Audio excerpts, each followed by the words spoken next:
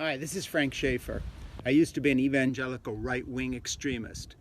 I quit the evangelical movement and fled. And for the last 35, almost 40 years, I have been a liberal activist that mostly votes for Democratic candidates. My father, Francis Schaeffer, called for violent overthrow of the U.S. government in his last book, A Christian Manifesto, where he said that if Roe v. Wade wasn't reversed and abortion made illegal by democratic means, then we had a right to revolution. Well, last night when the Capitol was attacked, the evangelicals who were in the forefront of that attack were the kind of people who were influenced by him or influenced by people who were influenced by him.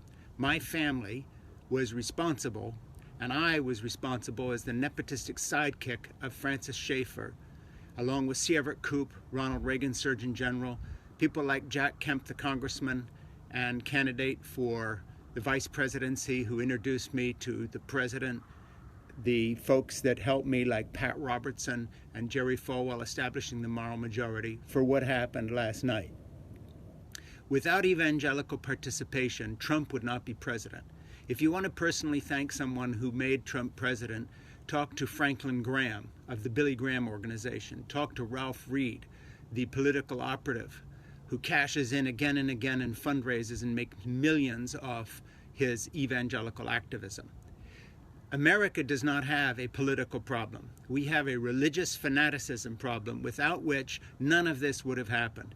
If it wasn't for evangelical churches, organizations, pastors, newsletters, radio hosts going along with Trump's lies, supporting them, supporting him when he was elected, supporting him through his villainous presidency, and even to today, we would not be where we are.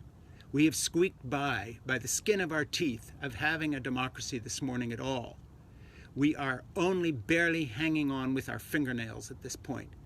But the media does not get it. They have never taken the evangelical movement seriously. They talk about the Rust Belt. They talk about Appalachia. They talk about the low pay of working class America. All true, but they ignore because they are afraid to delve into and get into the truth of what white evangelicalism has become, which is a white nationalist, racist movement, xenophobic, myth-based.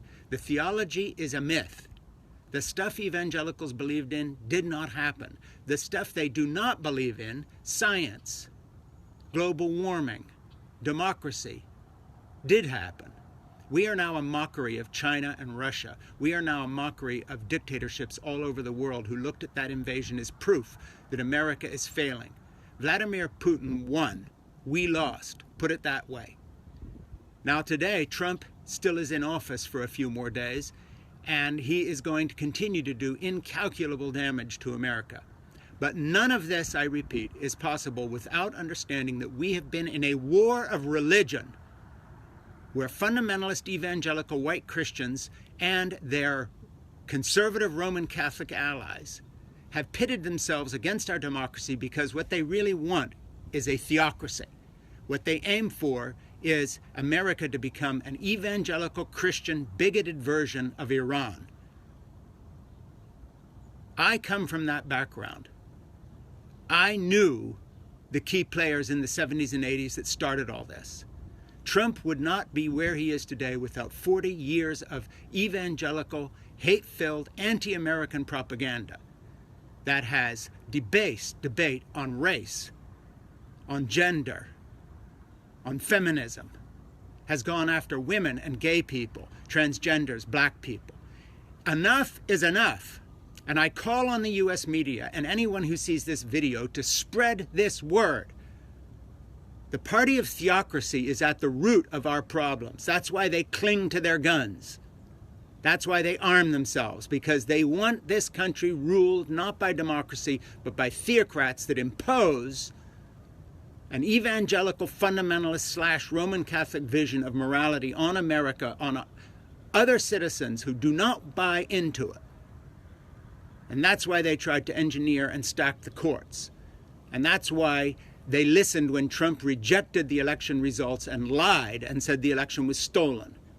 Fundamentally, these people are not interested in democracy. They are theocrats. Get it through your head from someone who was there and helped make this tragedy happen.